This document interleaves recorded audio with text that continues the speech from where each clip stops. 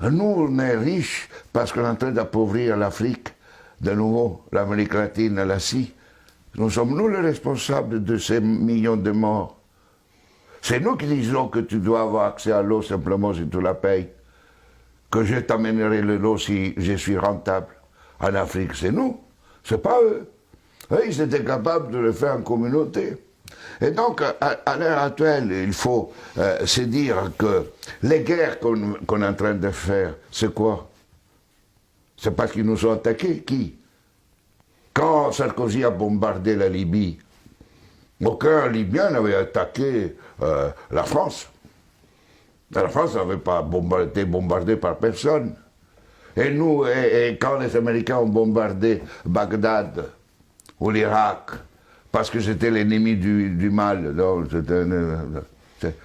tous ces millions qui sont morts, et tous ces millions de réfugiés syriens, irakiens, etc., c'est qui eux, ils ont voulu. Et nous, on a le courage après de dire, je vais t'aider pour rester chez toi. Hein? Alors qu'on les a créé des conditions pour qu'ils doivent fuir.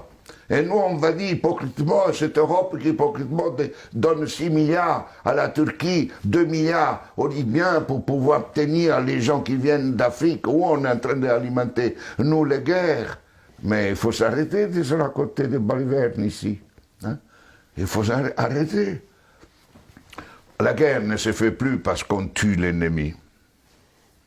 La guerre est devenue, grâce à la technologisation, elle était déjà aussi d'avant, mais elle est devenue une activité économique la plus rentable après l'industrie pharmaceutique et l'industrie informatique. On fait la guerre parce que c'est rentable.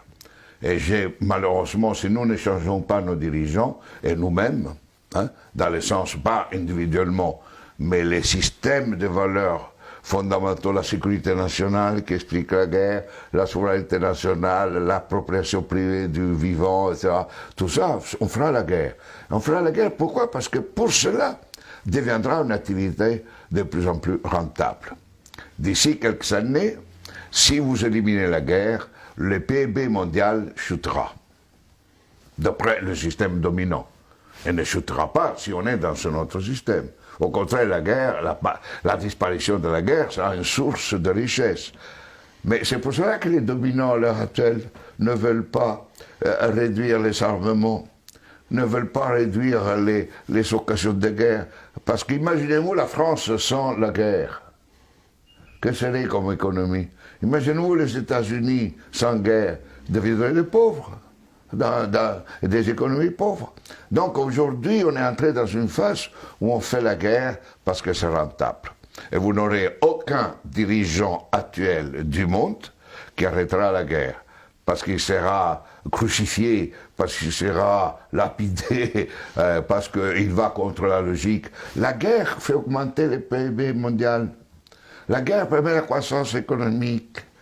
Et on suppose que si on fait la guerre, on augmente la création d'emplois chez nous, non?